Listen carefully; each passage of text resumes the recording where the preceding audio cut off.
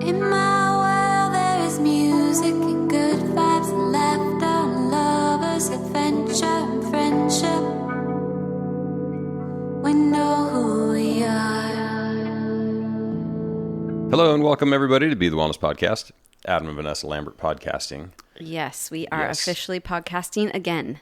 We are. And after many weeks in the bush. Many a week in the bush. Yes. And what's kind of cool about this podcast is that we're podcasting on our new podcast arms. We are like so profesh. It's just ridiculous. And they're attached to our new desks. Yes. Which are in our standing workstations that are in our office. We basically sacrificed our bed.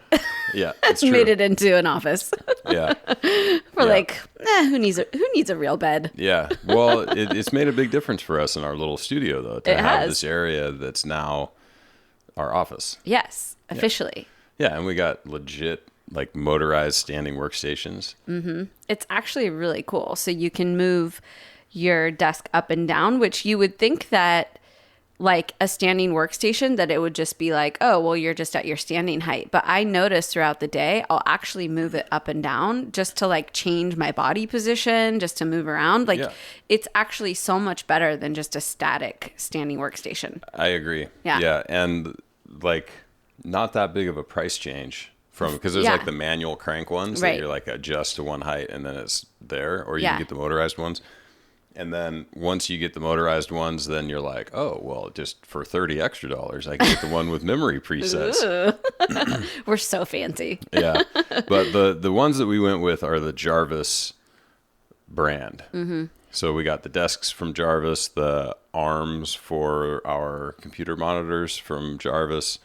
And it was super easy. Super I wish cool. we had some like cool discount to offer you. I know, but we don't. But they're a U.S. company in Portland, which is always something we try to, right? Portland or Seattle? I don't know. You ordered them. You did the there. ordering. It's true. I'm the orderer.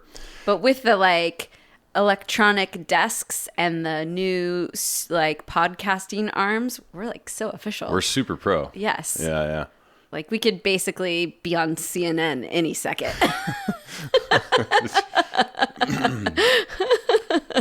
How? Like what? You're a regular old Walter Cronkite. Yeah. I don't even know who that is, but I know he was a newscaster. Yeah. I think he was pre-CNN though. Was he? Yeah. He was probably like your basic public station, like Channel 3 or one of the like main ones, right? Dude, I don't know. Yeah. I mean, this is so far out of my wheelhouse. Like when Walter Cronkite was a thing, I was You were living in the woods. I was living in the woods. Living off the land, being raised by wolves. Yeah, so. More or less. Anyways, well, you're making up for lost time now. Look at me. Look at you go. Yep. All right, Super so the rambling has begun. So we're obviously right back into it. We are just hitting our stride right out the gate. And obviously we have some really fun stuff to catch you guys up on. We do. But first... let's talk about coffee. Coffee. Because right before we left for Africa, we launched our coffee, B brand coffee company, with 2 varieties, one from Colombia and one from Peru. Yes. And it's super cool, man. People are buying it and they're digging it. Yeah, it's so cool. And it's really good. Like I don't know if I had 2 or 3 cups of coffee this morning, but I had the half calf. I'm still, it's kind of a funny story, but I'm still on Africa time. So I'm currently waking up at midnight and, starting my day around then, going to bed around 6 p.m. So it's a little awkward right now, but I did have the half calf, and even on low sleep, oftentimes if I feel like I haven't got enough sleep, I just will avoid coffee because it hurts my stomach. It makes me, even though you'd think it would be the opposite where you'd want it more, I actually want it less because it really rattles my system when I'm a little underslept. But even being underslept, as my Oura Ring, which I finally got and I can nerd out on, told me to definitely take it easy today. Right. Even with that, the coffee didn't bother me at all. It gave me just like a little bit of pep in my step, but it did not, it didn't hit my central nervous system really hard at all. Yeah. So it was cool. It was great. Yeah. Which is the idea behind the half calf, right? Yes. Because I like to drink at the end of the day, or the bottom line, or the middle of the day, whatever it is. The cup's half full. Yeah. Well, at the end of the day, it doesn't really work for what I'm about to say. But the bottom line is that at the beginning of the day, I like about 3 to 4 cups of coffee. Like that's how much hot liquid that I like to drink over the course of the morning. Right. And that's way too much caffeine. Way too much. With the regular full calf stuff. You know, even stuff that's, you know, arguably darker roast and are all Arabica, which should have the least amount of caffeine. It's still too much caffeine. Agreed. So with the half calf, I can just do it, and I don't get jittery and all that. Yeah. And I like it. It's legit. Yeah. Yeah. So I'm interested. Yeah, totally. So I'm doing some more like figuring from the people who bought the coffee how it is that they're preparing it, and you know, do most people use a drip? Do most people use some kind of other thing? I can tell you that almost everyone, with the exception of maybe 1 or 2 people, they've bought whole bean coffee as opposed to ground. So they must be doing something. Yeah. They're at least grinding it on their own. They're at least grinding it themselves. Yeah. Yeah. But it's I'm finding that it's like super nerdy for me, and it's something that I'm like really interested in, is figuring out like, all right, well, how are people doing this, and what experience are they having with the coffee? And that way, if somebody buys the coffee and is like, oh, this isn't what I was expecting, you're like, well, how are you making it? Yeah, maybe there's something simple that can be changed. You know, or maybe you just don't like it, which is, you know, possible. Yeah, no, totally. Not every bean is for everybody. That's a fact. Yeah. But speaking of beans, we did some coffee tasting in Kenya. We did. Which was really cool. And Uganda, which we'll get to in a minute. We'll talk about our recent trip to Africa. But it was really cool because, you know, the Kenyan beans are very, very different. Very different flavor. And, you know, for some, like it may be hit or miss in terms of if you like the flavor of it. I really did when we found a good bean and something that, you know, fit with my flavor palette. I found that I really liked it, but there was definitely a couple misses over our travels. And, but it was really cool. We checked out a couple of different beans, and hopefully we'll be integrating some kind of Kenyan bean at some point when we find the right one in the right place. But it was really cool. You know, it's again, like that nerdiness. You get to go to all these places, check out the different flavors. And then, you know, when you come back, now that we've been there, and we come back and we drink that coffee, it instantly brings you back. Totally. Well, and then the other thing of it too is that there's like, we had coffee at the same places, you know, like literally stayed at the same place for a week. Right. And some mornings you're like, oh, this is really good. And some mornings you're like, this is a little bit weird. And so, and they were made in a French press every single morning. It's the same exact coffee, the same exact grind. Like, what's the difference, you know? And that's really what it comes down to. Like the subtlety of, well, was there 600 milligrams of coffee per milliliter, or, you know, how long was it brewed? Did it get bitter? Did it was it not strong enough? I mean, right. And it's one of the things that I actually don't like about the French press is that you can make so drastic of changes in how the coffee tastes based on how long you let it brew. Yeah, if it brewed for 2 minutes versus 4 minutes versus and how fast did you push the plunger down, and, you know, there's so many little variables in there. Right. That most people probably don't even know. Yeah. You know, I don't know. Right. Me being one of those people, I'm like, I have no idea what you're talking about. So totally. And so it's like some people are like, oh, this is the best way to make coffee. And you're like, well, as long as you like figure out exactly how you want to do it and do it the same every time. Right. Otherwise, some mornings you're drinking tea and some mornings you're drinking like cowboy coffee with grounds in it. Are you guys out there feeling super self-conscious about your coffee drinking habits now? Have we officially made you feel weird about that coffee? You're doing it wrong? Well, wrong though. Like, so then I guess this is the other piece of it, is like, what is wrong? Like, if you like the way that your coffee tastes, the way that you're doing it, then it's right. You're doing it right. Yeah, totally. But if you're like, God, I just don't understand why people make this big hubbub about Kenyan coffee. I've tried it once and I didn't like it. Right. Maybe you didn't do it right. Yeah. Or you could do it differently. Yeah, totally. Yeah. That's totally. Because that was actually my experience. I know the first time we tasted Kenyan coffee, I was like, Yeah. We are at Hemingway's.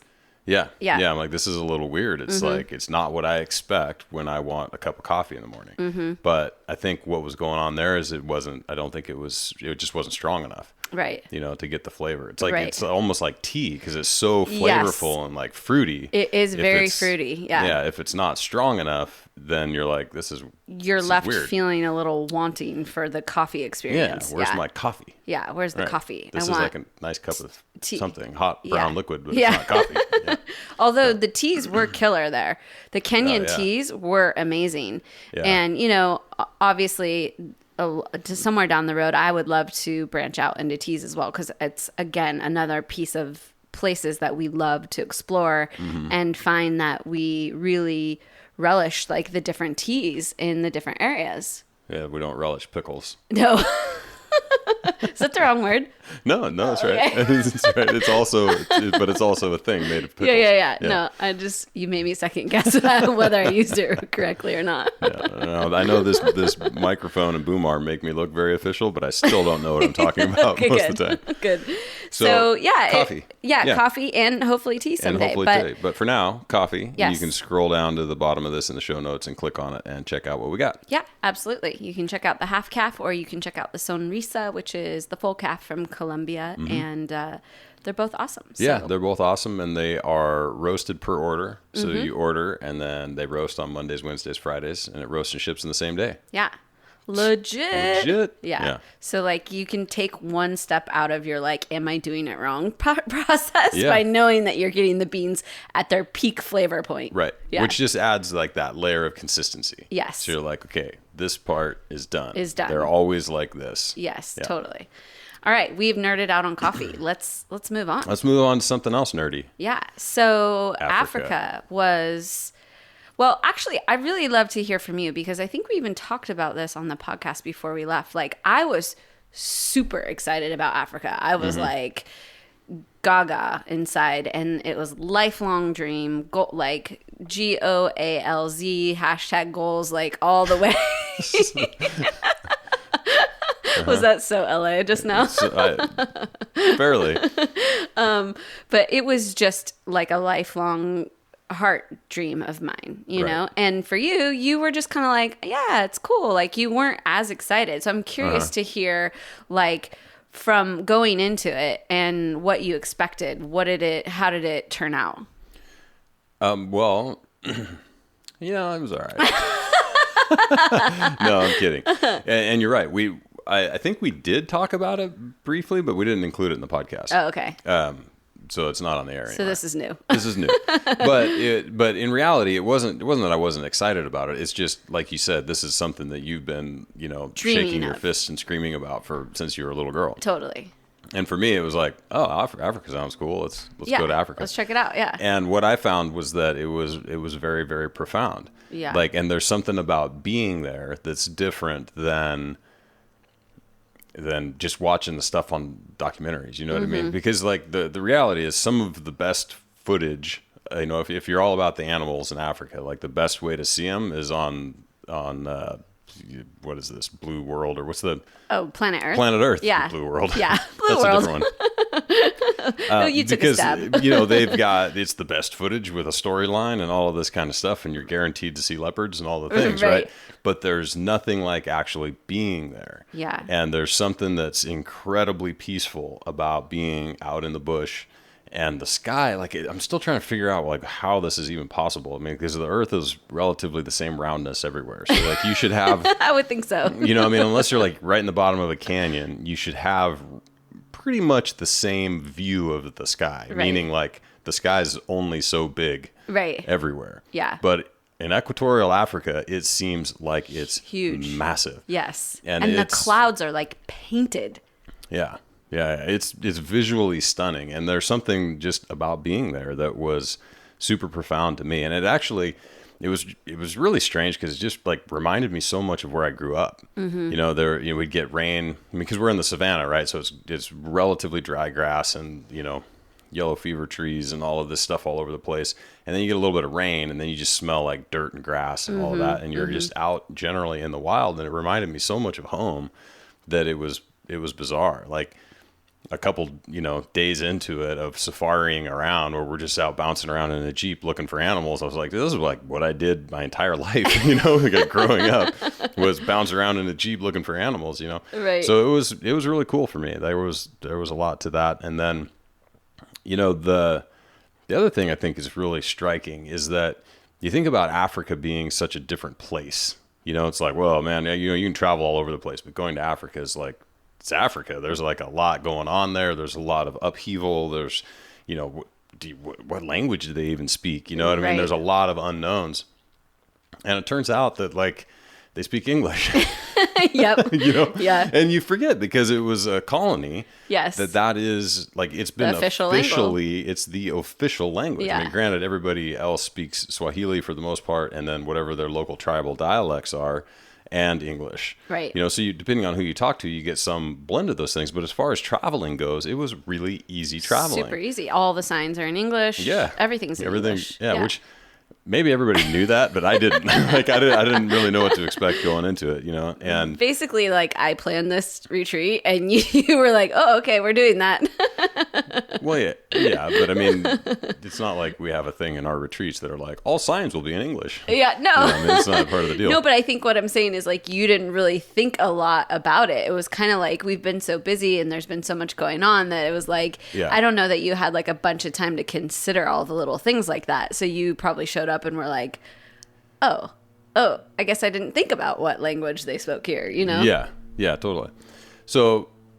Anyway, we learned some Swahili, though. We did. Which is cool. Which is a beautiful language. It is. It's honestly, I mean, we were all saying it's like so light and just the cadence of it is so happy. It's like all the words are almost sing-songy. Mm-hmm. And it's just like you find yourself feeling happy saying the words. Yeah, it's really an interesting language. And I thought it was so representative of the people, like of just the general loveliness of them. And I think it was I really didn't know what to expect, like, because you really do have a sense of Africa as being, it's in upheaval and there's, all this, there's political wars and there's, really dangerous areas and there's just genocide. I mean, there's so many different things that you associate with Africa that I didn't really know what the people would be like. And they were just so beautiful and so warm and lovely and happy and just incredibly gracious and welcoming. I was just blown away. Yeah, totally. And then the other part that I think is really awesome, that was something that I definitely took away from this, is how seriously they take their conservation and their animals. Yes. Because there's something about places that recognize that tourism is a massive piece of how they're going to survive. And I don't mean just like economically, but how they're going to maintain what is fundamentally Africa, right? So like obviously they could strike oil somewhere and turn all of the rhino habitat into oil fields, and they're going to be just fine economically, right? But that's going to decimate what is Africa, right? What makes so I them think unique. that they've got this mentality around it. I mean, obviously there's resource exploitation and all of that stuff going on, but in the areas that they've really got it nailed with the conservancies, it's incredible the amount of pride that the people take in doing that work. And really, I mean, it was like the number one message that was pushed across in every single place that we went, especially when it came to the endangered animals, was you have to take this message back to where you are and tell people to come here and experience this, because that's how the change is made. And so then they do it with local schools. They have all of these programs of like getting to the youngest generation and showing them what these animals are and giving them the reality that there's only 2 of them left and they're right here. You want to see these are the 2 that are left. And it's like, holy shit. All right, well, we could probably find a different place to plant pineapples, and let's figure out like how to make this species last. And I mean, I'm not under this impression that we can save every animal or that we even should. But like 90% of everything that's lived has gone extinct, right? But when there's things that are very clearly our fault, like the reason that these animals are the way they are is because of poaching or because we've taken away their habitat and haven't done anything to solve that problem. man, that shit we've got to get figured out, you know? Mm-hmm. It's like, that's not cool. That's not a good way to be on this planet, you know? Yeah. So it's pretty awesome to see, you know. I'm thinking about, I think his name was James, maybe. He was our rhino sanctuary guide. Mm-hmm. And he grew up in a town not very far away, like just on the other side of Mount Kenya from where this place was. And when he was growing up, they had a problem with elephants. And so in his little community, the elephants were a massive problem. They came in, they ate everybody's crops. There was all of this stuff. And so from a child, he had this feeling of like, oh, wow, there's this conflict with the animals that were in here. Mm-hmm. And, you know, at some point the government came in and put up a elephant fence and keep the elephants out of this community, right? So solve that problem for them. But this is what spurred him along. He's like, I need to figure out, you know, what do you do to do this? Mm-hmm. And so becoming a conservationist was like an option for him in school, and he did that. And now this is what he does: is he works with the last of the rhinos, you know? Yeah. No, and it was really amazing just to see, the northern white rhinos are the last there's 2 of them that are endangered, and the very last male died just a few months ago. So we just missed him, but you know, it was really amazing to see the last 2 northern white rhinos, the females. But one of the things that I was really awestruck by was how excited the guides get still to see the animals. You know, I mean, this is what they do day in and day out. They take people across this area of the savannah. They see, you know, giraffes and rhinos and cheetahs and lions and all these things. And they are like just as giddy as we are as first timers seeing these animals, as, you know, as I don't know what I'm trying to say. They're just as giddy as us. Yeah. And so it's just really shocking, because you think that they would have a sense of like, oh yeah, whatever, just another day at work. But they have their cameras out. They're excited. They're, you know, trying to like get you closer. It was just really, really cool to see how in love they are with the animals and with their job. It was really amazing. Yeah. Yeah, totally. And I mean, that sort of permeated, you know, every aspect. And granted, you know, we were only sort of involved in Africa in a very narrow sort of framework of what's going on, right? We were there primarily looking at animals, you know, and doing the safari thing, right? But even when we went and we visited the schools, you see a similar thing, right? I mean, the people they're very passionate. They like understand the problems that they have, and they're trying like hell to solve them. Yes. You know, there's no apathy. There's no like, oh, poor us, and we really wish something would happen here. You know, they're like, you know, this is super exciting. We got the holes in the walls, which means that at some point we can get electricity. Exactly. You know, and you're like, wow, dude, this is something else, you know. But that's the general attitude. They're like, they fully recognize, at least in the areas that we were able to interact, that they're on the way up. Yeah. You know what I mean? Like, and they're working so hard to improve their situation. Yeah, I think one of our guides, Mike, he said, you know, the thing about Kenyans is they could have like 4 potatoes. Like that could be all they have. And they'll like try to sell 2 of them, because they're just working. They're like, oh, okay, I have 4, I'll sell 2. Like they're just trying to make their way, and they're trying to hustle. And, you know, the kids were really amazing. You could just tell they're so eager for knowledge and eager for like how they could, you know, improve their situation. And it's just really amazing. I think I was just in awe of the experience and just the people and just the whole general vibe. Yeah.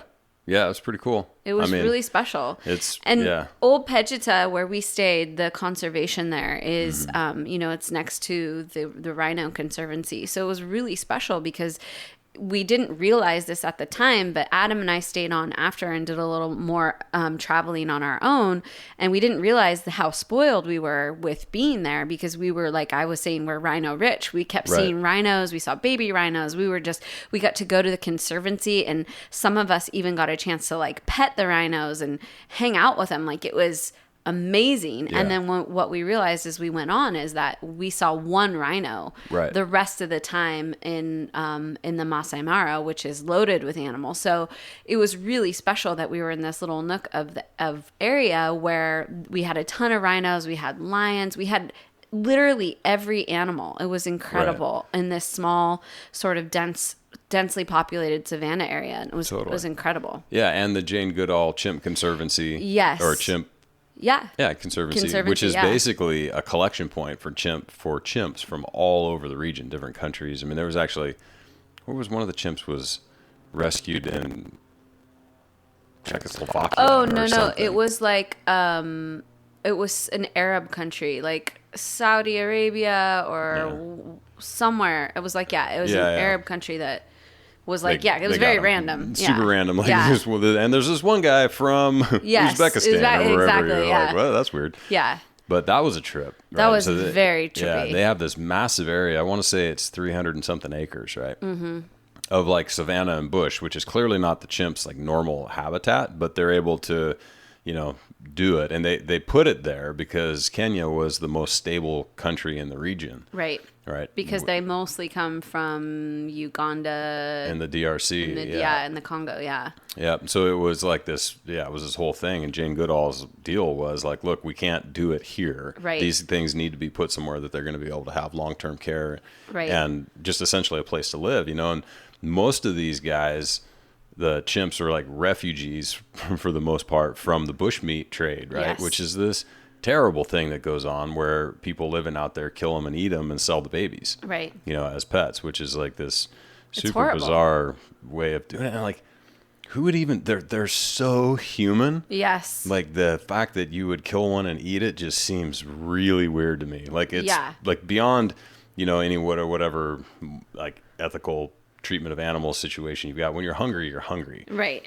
But a chimp, like that's what you're gonna pick to kill. Is so weird. 98.6% human. And like and having spent some time with the gorillas, and then having spent this time with the chimps, you're like, no man, the chimps they're real close. Very, very human-like. Yeah, it's a trip. In fact, we, you have an opportunity to quote unquote adopt one of them. And so we, several of us like adopted chimps, and the one that we adopted was Poco, which is a chimp that from a very young age got stuck in a cage as a display at a store, and developed so that he actually mostly stands upright because they didn't let him sit. They made him stand in the cage. Right, his cage was very narrow, so he couldn't sit down. He could only really stand up. So he actually walks upright.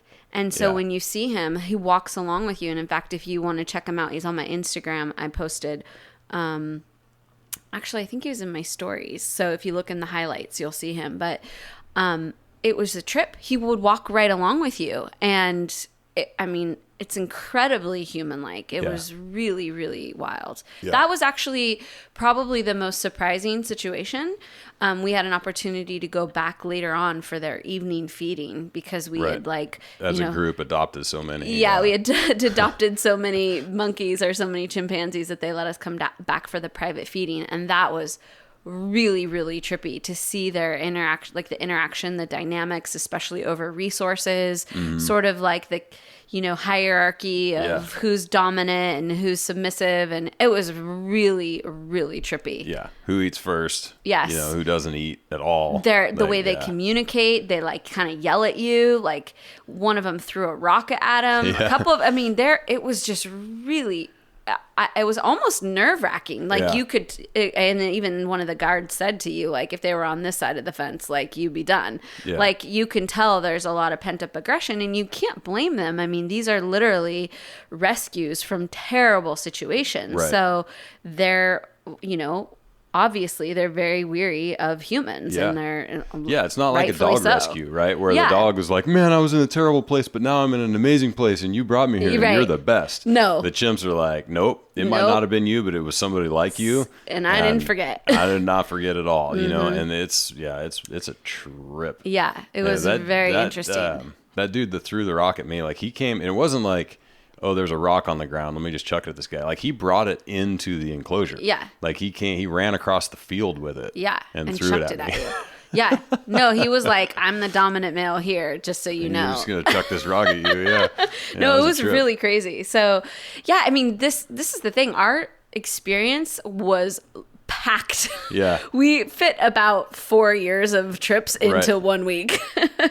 Because, luckily for us, this particular area just has a lot to offer. So we were able to see a lot of animals, our visit to the school, the chimpanzee sanctuary, the rhino conservancy. It was like we really kind of hit the jackpot with this location. And then the actual location, the old Pejita, the safari cottages were just lovely. And the proprietors, Sonia and Andy Webb, were just amazingly accommodating, lovely, wonderful hosts.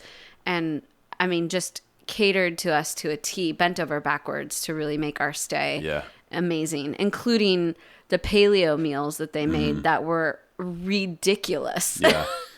Yeah, it was good food, man, and no lack of it. No. We got fed. That was an eating safari. It was an eating safari, yeah. But it was great, it was really cool the way that your days go. You get up really early because a lot of the activity is first thing in the morning. So they want to get you out there right away so that you can, see the early morning activity. And then you bring a picnic lunch. So it's just so lovely the way that you interact with the land. I mean, you're out there and then they find a nice picnic spot. all the trucks come together. We all have a nice breakfast. And then you kind of take this midday siesta space where, you take a little break in the the heat of the day. And then you go back out for what they call sundowners, which is like a sunset drive.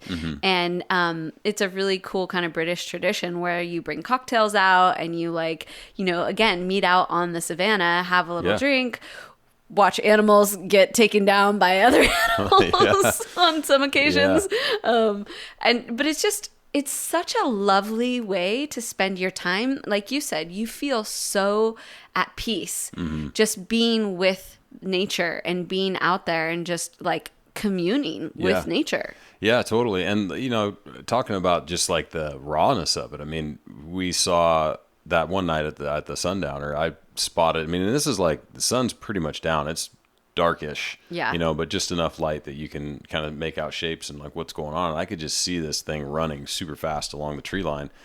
I'm like, God, it looks like a hyena, but it's running way too fast to be a hyena. And then like a couple 100 yards behind it was a hyena loping along. You just kind of like following it. I'm like, that's weird. What is this thing? So I got my binoculars out and it was going real fast for a really long time, like running and running and running and running and running. And then like I kind of looked out in front a little ways and you see this like herd of Jacksons, like the little Jackson Impala, antelope. They're like the ones that you see every animal eating on every documentary. They take off running and it was like, oh wow, this thing's like on them. And then it sped up, like, believe it or not. This thing was so fast. And it kind of got everybody's attention. And we watched this whole thing go down in the binoculars just a couple 100 yards away of this wild dog. They call them wild dogs or hunting dogs, but they're not regular dogs. Not dogs. They're trying to change the name to painted wolf, which actually makes a lot more sense when you see them. Yeah. But they look like German Shepherd sized, colored like a hyena, just savages. Savage. Crazy looking dogs. And this thing zigzag, like was predicting the direction that Jackson was going to go. Like it jigged to the right and it was like, it's coming back left and two more, and it just nailed it. Wow. Wrapped that thing up. And then right behind him was the hyena who came in, and then like a little jackal showed up right afterwards, and like in 20 minutes the whole thing was over and done. We're moving on, and you're just like, wow, that is nature. Dude, this is what's going on. But like something about being out there, like there was nothing disturbing about it. You didn't feel bad for the antelope. You're like, dude, that dog ran for a really long time. It probably hasn't eaten in however many days. Like, this this is what goes on, This is nature. You find yourself rooting for, one or the other. Like at the end of the day. Yeah. And it's one of the things that I used to talk about all the time watching the nature documentaries. And what's the guy the old British guy that does them all? David Attenborough. Oh, yeah. Right? He like narrates all of them. And I always said, like, God, he does such a good job of like making you, he's like, oh, you feel so bad for the starving lion that's about to eat this thing. And then they tell the other side of the story and you're like, screw that lion, dude, the poor baby gazelle just like got his legs under him or whatever. Yeah. But that's really what goes on. Is you're like, it's a very balanced and neutral thing. You're like, damn, dude, there's a lot of those gazelles and like that guy was pretty hungry. Well, and it just really, what I was profoundly struck by was that like nature is just brutal in the way that it balances itself out. Yeah, like totally. it does not like go, oh, well, you know, how are your SATs? And like, you know, there's nothing counts besides like the Darwinistic mechanics of your being. Like whether or not you are fittest is it. Right. That is it. And it's just so in your face and blatant, and it really stands in juxtaposition of how we operate in life. Yeah. You know, we, especially as Americans, I think Africans actually, they're still pretty close to that in a lot of ways. They're still close to nature, but we're so far removed from like, you know, being able to be okay with it. It's, you know, someone stronger should have like the rite of passage or whatever. Like we do everything in our society to balance it out, to make it even, to make it equal, to make it fair. And we're like, when you're in nature, it is not fair. There's nothing fair about this at all. It's not fair. Fairness is that the winner or like the stronger animal wins. Like that's the fairness of it, because you don't want to perpetuate a weaker breed. Right. So it's like, it is so strangely compelling to our American sensibilities to be like grappling with how you feel about the situation. Yeah, it's very, very interesting. And it's something I think it would be really good for a lot of people to witness, you know, firsthand, because I think that's where you really get a full grasp of it. Is this understanding that every niche has been filled. Yeah. And that those niches require the balance that is survival of the fittest for the most part. Yes. And as soon as something throws that off, then it affects like the externalities, the ripple effect of how that's going to affect all the rest of the niches are profound. You know, I mean, it's and you can't even come close to predicting. Right. You know, I mean, I think we were getting better at it in some cases, but like I've said this many times, and I think I've only just firmed up my position on it, that anytime humans get involved, it's going to make it worse. Right. You know, like always, you know. Well, yeah, we're too compassionate in a way, you know, and it's like interesting to see that like your compassion can almost be a fault in a sense. And like, you know, that you actually weaken your breed in a sense with your compassion. And it was just really interesting to have that really put in your face. And like, yeah, you know, nature doesn't wait around to like see if there's a way to make this situation fair. Like, oh, okay, well, we'll divvy up the zebra to, you know, Charlie over there gets the hindquarters, and like it's survival of the fittest. It's like a savage system. Right. And it's just very, very intriguing when you haven't been raised around that. Yeah, totally. Well, so there's like the raw piece of it where you just see all of that going on. And then you get to see also the outcome of that, which is this understanding of where everybody fits. Yes. And so that's why you can see these pictures on the savannah where there are gazelles and there's zebras and there's warthogs and everything's all walking around together, and buffalo and all of these animals, and the lions are visible 100 yards away, but they're like, it's too hot. They're not going to, you know what I mean? This isn't a problem right now. Right. You know, it's so bizarre to see all the commingling, you know, and then as soon as the sun goes down, it's like game on, you know? Yep. But like, it's pretty so bizarre. Intricately woven. It's really, really fascinating and compelling and beautiful and sad. And like, it's every human emotion. I think that's what I really left Africa was like, I'm just raw from the experience of what this place was like, but raw in like a really awakened and joyful way, because it was like reconnecting me to my humanness. Right. Yeah, no, I agree with that. And I mean, and it's like at every level, right? Like so the dung beetles were another thing that were just like, what? You know, because I mean, elephants leave massive piles of shit everywhere. Like they're big animals, which are basically like just barely not grass anymore. Right. Yeah, totally. Yeah, they're like pretty barely processors. digested grass. Yeah. And then like literally over the course of a night, a group of dung beetles will come in and roll all of that big pile into tiny little balls. Yeah.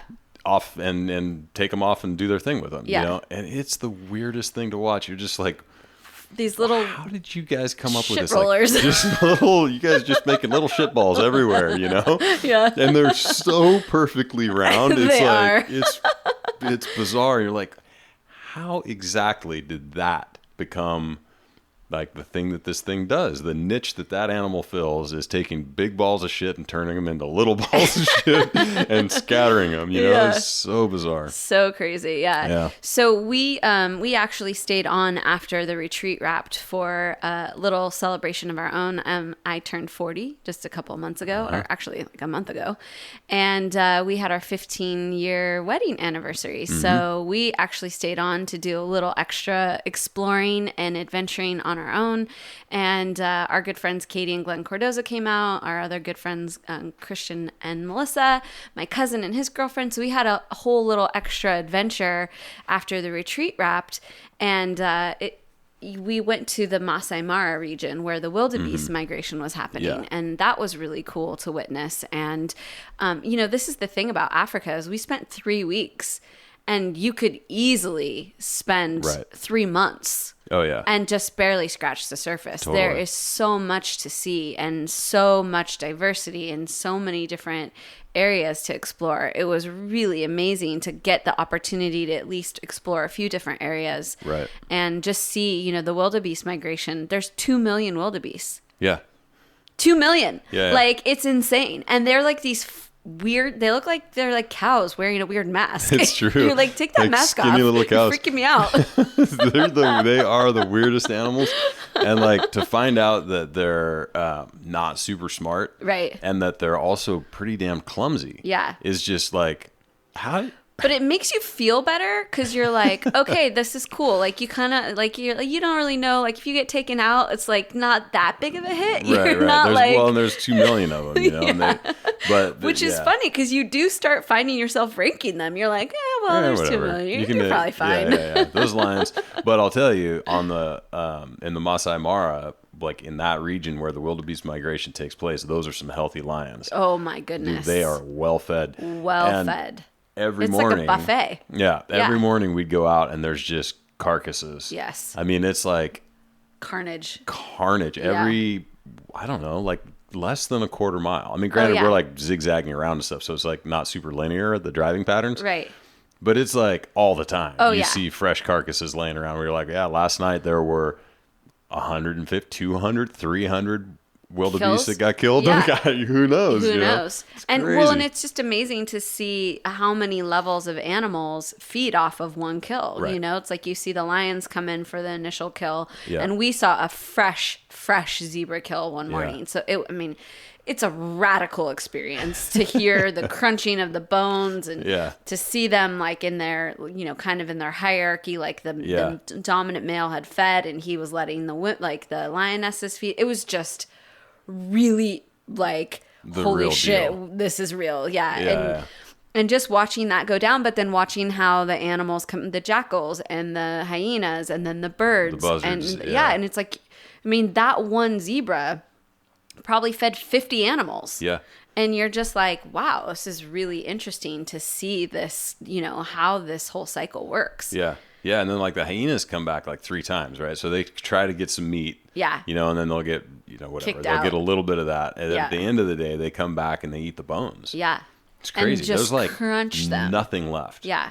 Yeah. Yeah, it's insane. I mean, the Masai Mara was really cool. And, all of the areas are so interesting in their own way, but just like the actual wildebeest and like just seeing the amount of kills and the volume. The volume of flesh that it's being consumed is very, very strange. And like you said, the lions there are so healthy and just, in Old Pejeta, like we saw quite a few lions that were pretty skinny and hadn't eaten. They're scrapping for their food, and that is not the case during the wildebeest migration. Yeah, and that's the thing about Old Pejeta in comparison is like the Masai Mara is just wide open, right? So that is the Masai Mara is the portion of the Serengeti that actually falls in Kenya, the rest of which is in Tanzania. So when you think about the Serengeti, you're like, oh, it's huge. You're like, yeah, it's massive. It covers humongous. 2 countries. It is absolutely massive.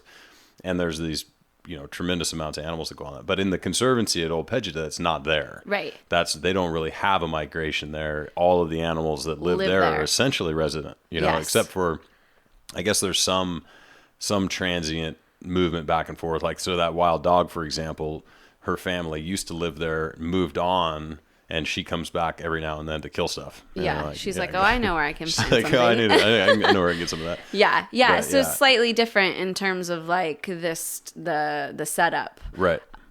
Yeah. But so then we ended up staying in Masai Mara for a few days, and then for our grand finale, we did something amazing, which is we flew into Uganda and went trekking with the gorillas. Mountain gorillas. With the mountain gorillas, which was, I mean, it's kind of like, I don't even know how to put words to it. It's just unreal. It's one of the things you just have to do. Yeah. You know, if you're interested in gorillas, it's the best way to go experience them. You know, I mean, I've always kind of had a thing. Like there's a picture of me somewhere when I was a little kid with a shirt my dad had made that said granola gorilla.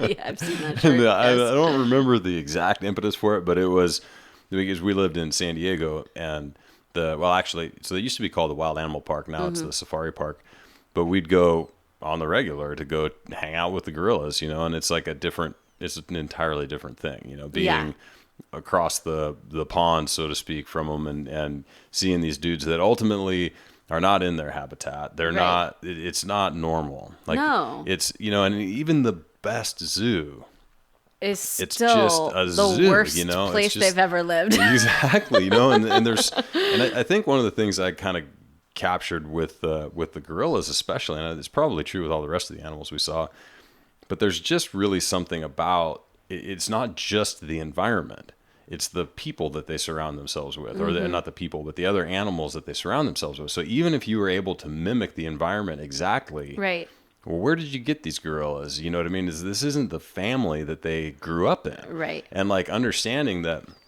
like the one silverback the old timer that we saw on the first day we went out, he's 1 year younger than me. Yeah. You know, like dude's been around for a while, and this is his family. His family. And he's been the dominant silverback for over 20 years or whatever. Years, you know? And it's like, so even if you were to have the best possible enclosure, for lack of a better term, at a zoo, and you bring in these animals from all over the place that are rescues, or they're this or they're that, or they're, you know, I don't even know how this materializes. They're not a family. Yeah. Like at best, you've got like a weird like business conference in Las Vegas scenario going on where you get a whole bunch of people staying at a hotel. You're like, yeah, it's a really nice hotel. Yeah. But we don't really know each other that well. Yeah. And then everybody comes and looks at them, you know, and you're like, dude, it's so weird. It's so weird. Yeah. Yeah. I mean, and honestly, like, we don't, whatever, zoo culture, whatever, even the best of the best, you can never mimic this experience of being with them in their natural habitat. And, you know, the first day, it was actually really interesting the way that we were set up with the different hikes that we did. So the first day we went to, like Adam said, the older dominant male. And so the interesting thing about him is that he was not socialized to people. He was totally wild. And I mean, they are still wild, but these are groups that are habituated, which means that they've just gotten used to people coming to see them and be in their space. So they're, you know, they're not like going to come snuggle with you, but they're used to being around you. Yeah. But he still has a little like of that wild background. So he's not as cool with people coming. Yeah, he's pretty aggressive. And he actually like mock charged us several times actually, different people in our group, which means like he ran at us like I'm going to attack, and you have to stand your ground and like not flinch. Yeah. And don't like, flinch. And in fact, the guides kind of growl back at them. They're like, you know, and like kind of give them like a little like growl. And I was like, when we very first got there, I was standing there, and the dominant silverback comes down the hill, and like he charges at me, and I was taking a video of it, and I just like, I didn't drop my phone, but I just kind of like put it down to my side because I was like, doesn't seem like I should have. I don't know what's going to happen. I guess I should be ready. And just kind of like stood there. And then he just literally brushed right next to me, like touched me, brushed right next to me. And then two of the other females did the same thing on the other side. And I was like, holy shit. Like, this is crazy. This is kind of sketchy. Yeah. Well, the one like ran up and then like smashed her hand down next to your foot. Like she was playing whack-a-mole. Yeah. Yeah. I was like, Jesus. Yeah. It was a very interesting and abrupt like entrance to the whole scenario. Yeah. And you know, they never actually really like did anything super aggressive, but it was just like, okay, they're asserting that this is their space and you're in their space, and they are like asserting their power over the scenario, and you better fall in line. And then once you were like okay with that, it was fine.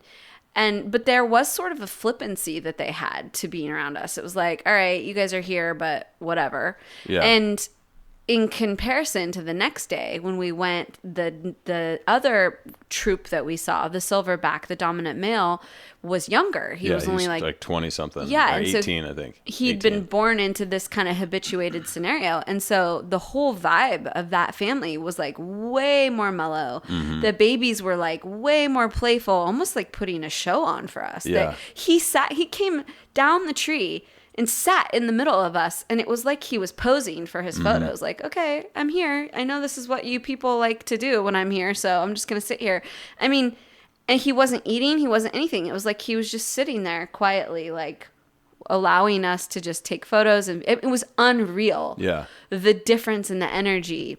Yeah, he was chill. He was super chill. And so was the whole family as a result. Mm-hmm. Yeah. Yeah, which is they were big, right? There was 20 something of them. Yes, like it's a big old troop. And when we were done, because you can really only hang out with them for about an hour, right? And then that's kind of the end of their allowance. Yeah, and it's I don't think it's as much about them as it is like that's just how they've decided. Okay, about this much human interaction per day keeps them wild. Yeah, because they need to be wild enough that they're not going to come into the villages and get into problems. You know, and so it's a really tricky balance that they're trying to strike. You know, for sure. Yeah. But the whole gang crossed this river. Like as we were walking out, they were all going across this river, and it was pretty awesome to see. We got some cool video of it. Like just the whole Yeah, it was bizarre. The dynamics of the family, like crossing, like actually seeing the mechanics of how they navigate crossing a river and grabbing the vines.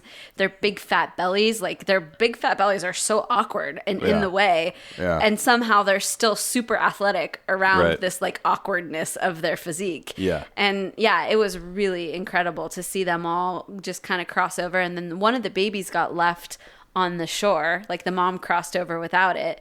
And I think she was like, oh, it'll hop on another mama's back or whatever. But anyway, the baby ended up being stuck on the side. And like, I was actually right there. Like it was, a foot from me, 2 feet from me. And it's like cried out. And its mom came back, let it hop on its back. And then they took off to the other side. But it was, that was such a magical sort of bookend to the experience of Africa. We couldn't have asked for anything more. Yeah, it's really true. It was pretty dang incredible. Yeah, I highly recommend if people are interested out there, reach out to me via email. If you're interested in any of these pieces, like our trip was on point, like the way we did it, where we stayed, all the areas, like it was seriously locked in. Literally nothing that I would have done differently. Nothing, like at all. Yeah, not at all. So if there's any part of this that you're interested in, feel free to reach out to me. I'd be happy to share the information, and I'd be happy for people, especially to go to Uganda and see the gorillas, because this country is so undeniably impoverished. It's devastating and inspiring all at the same time, because it's like they have nothing, but they're so hopeful and they're so lovely and bright and warm, and they're so proud of what they have to offer that I would just love to see people go and cherish this natural wonder, which is the gorillas. Yeah. And like one of the things I think is super cool about Uganda specifically is that the money gets put back into the communities. Yes. Like it's so I don't know, you go different places and you hear like, oh yeah, tourism's great, except, the government keeps corrupt. It all, or it's super corrupt, or it's all of these things. And we've been a lot of different places in the world where that's the case. Right. And almost always what you hear after you get past the surface with people, locals, is they're like, everybody says that, but it's actual BS, like here's what's really going on. And we haven't seen anything, and our school is this, and blah, blah, blah, blah, blah. A lot of negativity behind that. And we didn't see any of that in Uganda. Everybody was super stoked. They're like, no, this is you guys coming here, built this school. Like, this is literally how this stuff goes. And there's like 25% of the income from tourism, generally speaking, gets funneled back into the individual communities where the tourism, originated. Where it is, yeah. Yeah, and then the rest gets, some of it gets shipped off. But like, you're having a direct impact. Yes. In that particular region. Yes, and you're having a life-changing experience. I mean, honestly, I can't think of a better way to like have a circular benefit. And it's like you're getting one of the most incredible experiences of your entire life, and you are fundamentally impacting the future of these communities in a profound way. Yeah. It's really, really cool. Yeah. And, and it's like, to go there and to see the kids are just so precious and so amazing. And it's a really life-changing experience. And I know we throw that around all the time, but it's because we're pretty committed to life-changing experiences. Yeah, so we just keep doing them. Yeah. Yeah. We're like, we're on a roll. Let's keep changing. Yeah, why not? Yeah. So anyhow, if anyone has questions, feel free to reach out to me, info@bethewellness.com. I'd be happy to share any of my resources or connections or whatever. Yeah. And another piece on that is there's something we see a lot where people are like, God, I wish even if you haven't been, or if you have been, but weren't able to connect with somebody who's really making a difference. Sonia at Old Pagetta is tapped into the schools in that area. And if there's one thing we realized is that, just sending money or just donating to these larger organizations and stuff, which for the most part, I think have the right, their heart's in the right place, but God, bureaucracy will just eat up everything that exists. And so if you're inspired to donate or buy school clothes or books or whatever, or just, like, God, I'd throw $100 their way. I just have no idea how to use it. Right. Sonia will ensure that it gets done. Yes. Yeah, absolutely. Yeah. And there is something really important and vital about having like boots on the ground, so to speak, of someone that's there in the area that can make sure things are kind of getting where they're supposed to go. And so they certainly can do that. And again, if you have any questions or are inspired in any way to contribute, we can connect you with people over there. And, I think we will end up doing another retreat eventually there. I'm not sure when. It's quite a journey to get there. It's 18, 20 hours of travel. So it's like no joke, but it is so worth the pilgrimage and such a spectacular experience. It really is life-changing. I mean, I feel like that was the coolest thing about it. Often you go on vacation or you go on a trip and you're like, I don't want to go home. I felt so excited and inspired by the experience. I couldn't wait to come back home in order to like keep making a difference in my world in the way that I can. Right. And that, I think, is a sign of a really powerful experience. Yeah. Yeah, I agree. Yeah. Yeah. And there's just something about that place, and our retreats are like almost always uplifting. Yes. You know what I mean? Like I always feel afterwards. Well, and we hear this from people who come as well. Yes, obviously. But for me personally, it's because they're a tremendous amount of work, and there's a lot of energy that goes into being there and hosting and doing all of these things. But I'm always left feeling uplifted and like better than I was. Mm-hmm. And I think Africa was like an amplifier for that. For sure. Because there was something about just the being there that was magical. Yeah. And so to kind of roll all of that stuff in, like a Be the Wellness retreat in Africa, right, with all of the things, I don't know, it was pretty spectacular. It was pretty spectacular. Yeah. So that is a pretty thorough wrap up of Africa, and thanks for obliging us. But it's really fun to share this stuff because this is hopefully you got some little piece of information or some little tidbit that inspires you in your own unique way, whether that is going to Uganda and trekking with gorillas, or it's just, shipping a box of crayons to, or soccer balls, it turns out, are a big hit. Yeah. Just, whatever you can do to give back, it really does make a difference. And I think that's what we realized going there is like, wow, you can really make a difference. And that's really cool. With very little makes a massive difference. Oh, you know what we didn't talk about? What? Warthogs. Oh, we fell in love with warthogs. They're the most ridiculous animals. They're so cute. They're like the ugliest, cutest thing you've ever seen. They're unreal. And they're just fundamentally a backdrop. So like you're looking through your binoculars and you're like checking out this, I don't know, buffalo or whatever, and like a Pumbaa, one of the little warthogs, like runs by in the background, and you're just like, they're just like crack up. Instant comedy. What are these things doing? You know, and come to find out, they have very limited short-term memory. Right. So they often forget like what the hell they were doing. So there's like videos, I mean, where they'll be running from a lion and then stop because they forgot, and they're like, oh, grass, and they start eating grass, and then the lion gets close and they're like, oh my God, a lion, you know? Right. And it's just crazy. And so they have this this just way about them where they stop and they look and they're like, what's going on? And then they go about their business.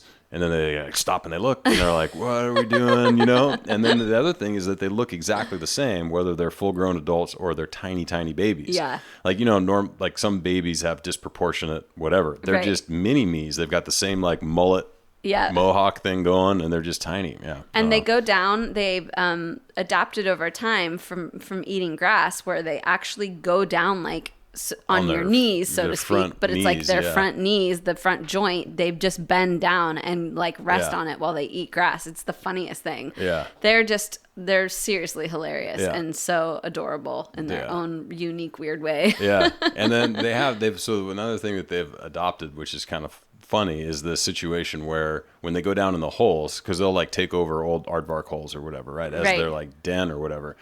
And so the first one will go in head first, in case there's something in there. Right. Right. And then the other ones load in butt first. Backwards, yeah.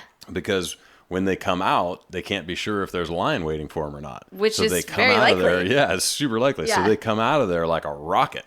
Like they come out running full bore, boom, out of the hole, which is like super sketchy. And I didn't really realize that this is what the guys were saying initially. It was like, hey, are those things dangerous? They're like, yeah, they'll just break your legs. And you're like, how? What? Okay, that's weird. If you're walking by one of the holes, and when they come out, they'll clear cut you. You know what I mean? Because they're coming out at full speed. Yeah, that's funny. They're like, sorry about that. Didn't see you. Sorry, guys. What was I doing?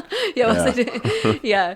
So, if you are interested in having a life-changing experience, yes, we are actually fixing to host, well, not host, but go have another one.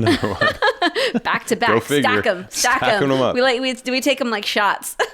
Yeah. But we're getting ready to head down to Rythmia in Costa Rica and do our plant medicine retreat and participate in the program down at Rythmia in just 3 weeks. Yeah, and it's coming up. Still a few spots, I think, for the Saturday to Saturday. So we'll be there Sunday to Sunday, and I think that there's space from the Saturday to Saturday, which we would still be in all the ceremonies together. You would just arrive a day earlier than us. So if which there's quite a few people doing. Yeah, there's about half the group doing that. So if you're interested, if that's been calling out to you, we really recommend it. Like, have your life-changing experience and eat it too. You need it too.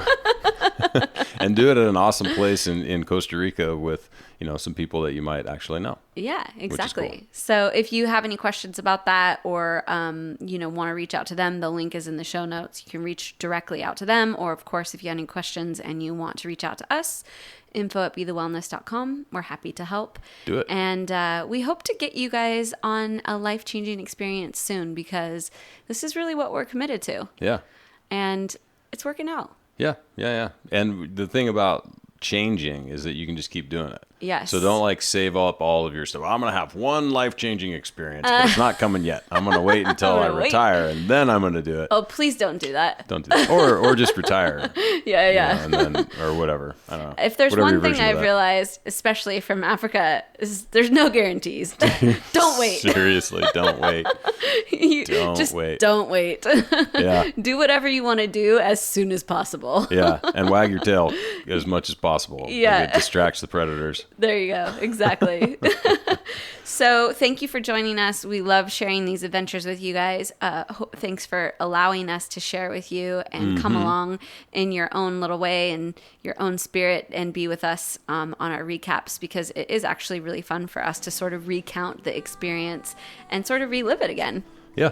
Yeah. Totally. And document it. So someday when we forget what we did, we can listen to this podcast and be like, oh, yeah, that's right. Yeah. Yeah. When Instagram goes under and we no longer have a photo record of what was going on. Yeah.